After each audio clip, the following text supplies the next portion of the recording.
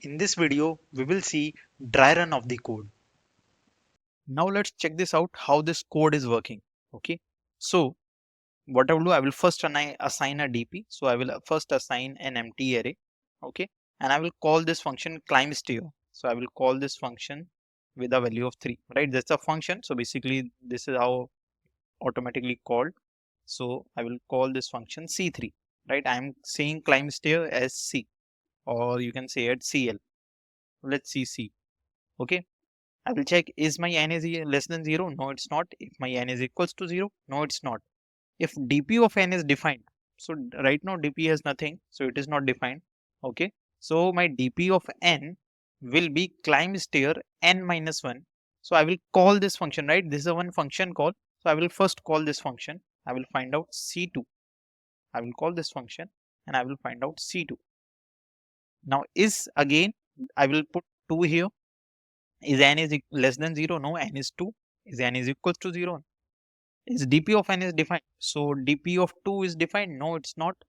So then come here and again one function called climb stair n minus 1. Right? Remember, I'm not able to reach this function, right? First I'm completing this function.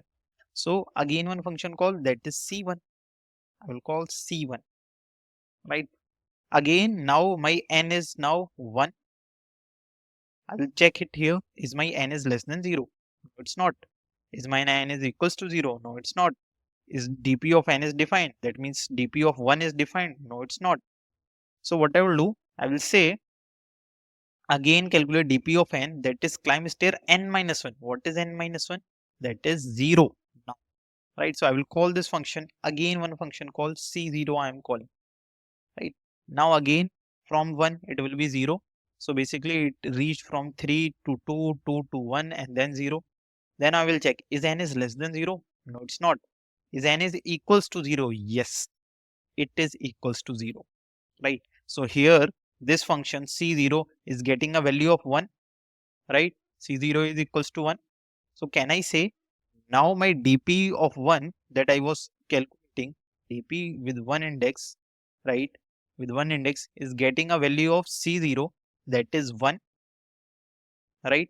So can I say my C0 is completed now, right? 1 basically. Okay, so yes, it is completed.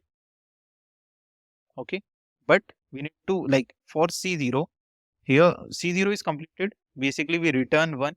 Okay, that is completed. But for C1, for a dp of 1, right? For a dp of 1, you want a C0 value. You want a C0 value. Let me say for dp of 1, you want a C0 value plus you want a C0 like n minus 2. That means 1 minus 2, right? So plus 1 minus 2, that will be minus 1, right? So basically dp of 1, if I say it was dp of 1, that was equals to C0, right? Because n was 1, C0 plus C minus 1. So again one function call, right? So can I say again one function call will be C of minus 1. C0 is done. I will calculate for C of minus 1. Now is n is less than 0? Now let's check for minus 1. Is n is less than 0? Yes, return 0.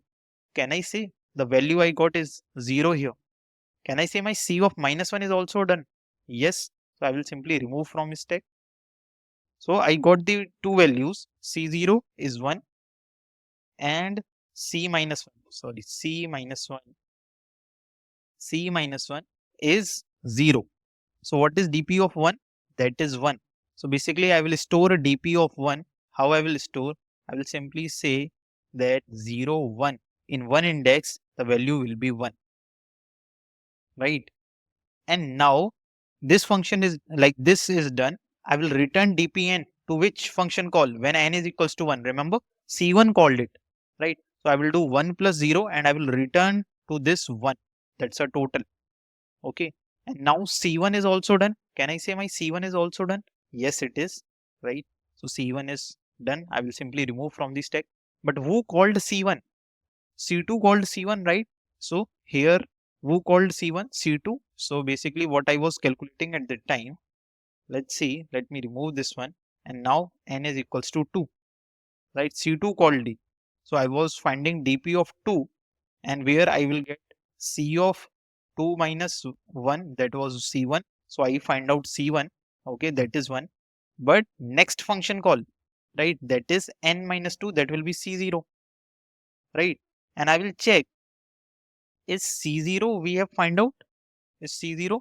So basically, so for C0, right, basically we have here n equals to 0, we are returning 1. So yes, whenever we are here, basically this called C1 plus C0, right? N minus 2, C0. So for C0, we have a value of 1. For C1, we are returning with 1. So what will be dp of 2? That will be 1 plus 1, 2, right? And I will return dpn. So can I say my C2 is also done? Basically, C2 work was calling n minus 1 and n minus 2. So calling C1 and C0, right? C1 is 1 and C0 is 1. So can I directly say, so yes, the value of this C2 will be 2, 1 plus 1, right? So this value of C2 will be 2 and it is also done. So yes, it is done. I will remove from this stack, right? Now, who called C2? C3, right? So I will check for C3, right? N will be 3 here, right? N will be 3 and dp of 3 basically. And also remember that you need to store like C2. So how you will store, like at dp of 2, the value will be 2, right? Now dp of 3, right, basically C3 called it, right? C3 called Cn minus 1, basically it called C2, right? And it then it called Cn minus 2, right? That means 3 minus 2, that will be C1, right? So there will be again one function call, right? This n minus 2, again one function call C1, C1, right? So yes, there will be one function called C1, right? But we have C2 is defined, C2 is done with its work, okay?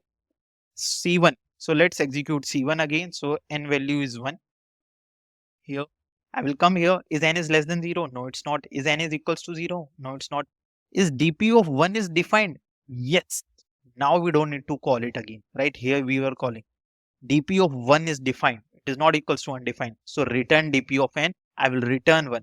So see, we reduce the calling, right? Instead of we need to go to C0 and C minus 1, we are saying yes, C1 is already defined and the value is 1, right? So we return this function and can I say my C1 is done because it got the value? Okay, so yes, C1 is done here, right? And C1 is 1, so I will put 1 here.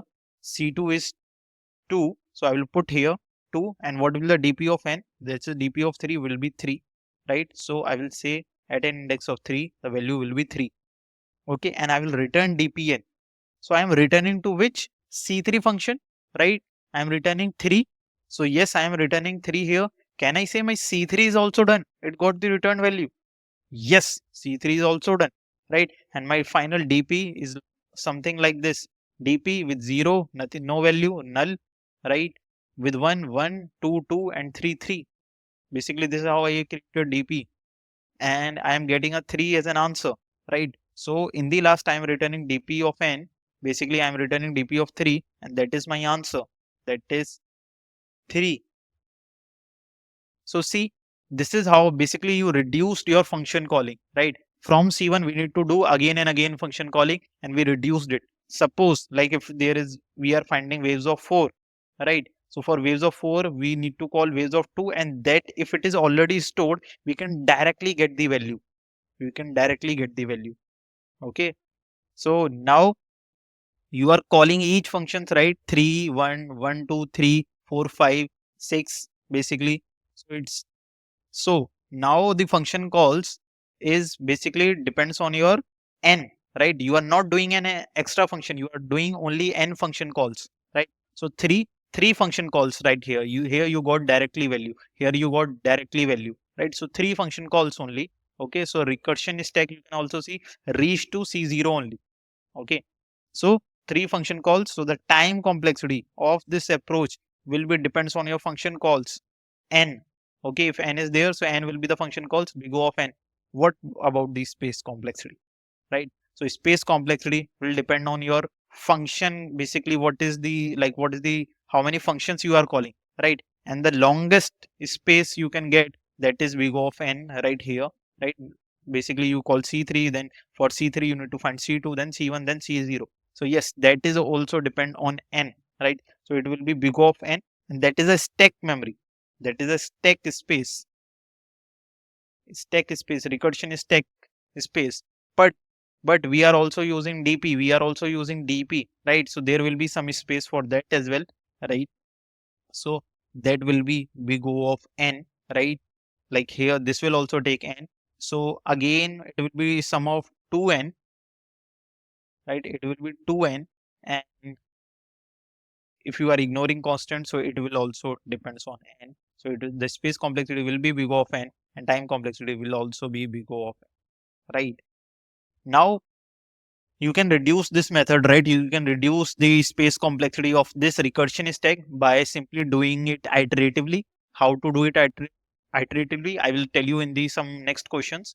Basically here, this DP is more on the recursion question. You need to remember the recursion, how basically recursion is working. Okay, but you can solve by using iteratively also. Like any recursion question can be solved iteratively. Okay, so yeah, that's all for this problem. Okay, I hope you got the logic of how we are using DP. Okay, see you in the next problem again of one DP series. Okay, yeah, that's all from my side. Thank you.